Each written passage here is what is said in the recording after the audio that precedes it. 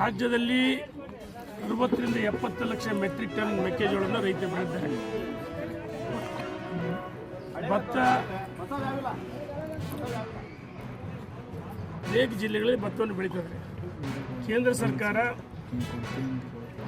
ಮೆಕ್ಕೆಜೋಳಕ್ಕೆ 2,400 ರೂಪಾಯಿ ನಿಗದಿ ಮಾಡಿದೆ. ಭತ್ತಕ್ಕೂ 2,400 ನಿಗದಿ ಮಾಡಿದೆ. ಈಗಾಗಲೇ ಹೊನ್ನಾಳಿ ನ್ಯಾಮತಿ ತಾಲೂಕಿನಲ್ಲಿ ದೊಡ್ಡ ಮಟ್ಟದ ಹೋರಾಟವನ್ನು ಮಾಡಿದ್ರು.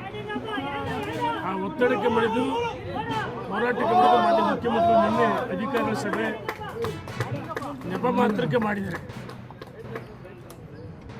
ನಾವು ಈ ಸಂದರ್ಭದಲ್ಲಿ ಒತ್ತಾಯ ಮಾಡ್ತೀವಿ, ರೈತರು ಬೆಳೆದಂಥ ಎಲ್ಲ ಮೆಕ್ಕೆಜೋಳ ಖರೀದಿ ಮತ್ತು ಭತ್ತವನ್ನು ಖರೀದಿ ಮಾಡಬೇಕು. ನಿನ್ನೆ ಸಹ ಮಾನ್ಯ ಮುಖ್ಯಮಂತ್ರಿಗಳು ಅಧಿಕಾರಿಗಳು ಸಭೆಯನ್ನು ಮಾಡಿದ್ದಾರೆ. ಮೈಸೂರಿನಲ್ಲಿ ಪತ್ರಿಕೆ ಹೇಳಿಕೆಯನ್ನು ಕೊಡಿದರೆ 10 ಲಕ್ಷ ಮೆಟ್ರಿಕ್ ಟನ್ ಖರೀದಿ ಮಾಡ್ತಿದ್ದಾರೆ.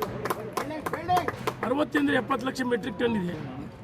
ನಾವು ಈ ಸಂದರ್ಭದಲ್ಲಿ ಜಿಲ್ಲಾ ಭಾರತೀಯ ಜನತಾ ಪಾರ್ಟಿ ಘಟಕದಿಂದ ಮಂಗಳವಾರ 25ನೇ ತಾರೀಕು ಬೆಳಗ್ಗೆ 5 ಗಂಟೆಯಿಂದ ಕ್ಷಮೆ ಇರಲಿ, ಬೆಳಗ್ಗೆ 10 ಗಂಟೆಯಿಂದ ನಾವು ಬಂದಿತ್ತಲ್ಲ ಅದು ಬರ್ತಿದ್ದೆ.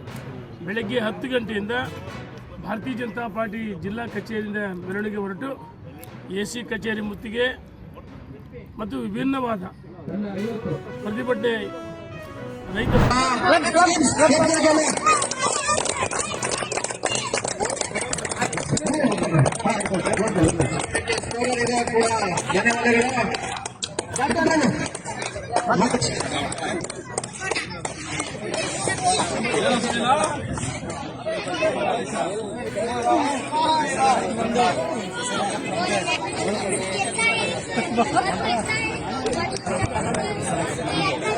ಏಕಾಂಗಿ ಹೋರಾಟ ಮಾಡಿದ ಇಸ್ರೋರಿಗೆ ಹಣದ್ದು ಕೂಡ ಧನ್ಯವಾದ.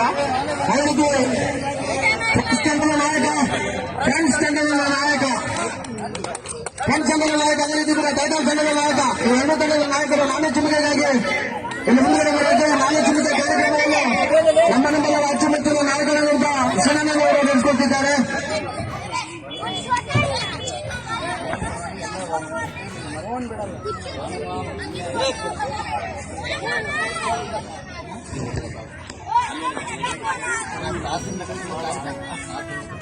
Hey Imroz.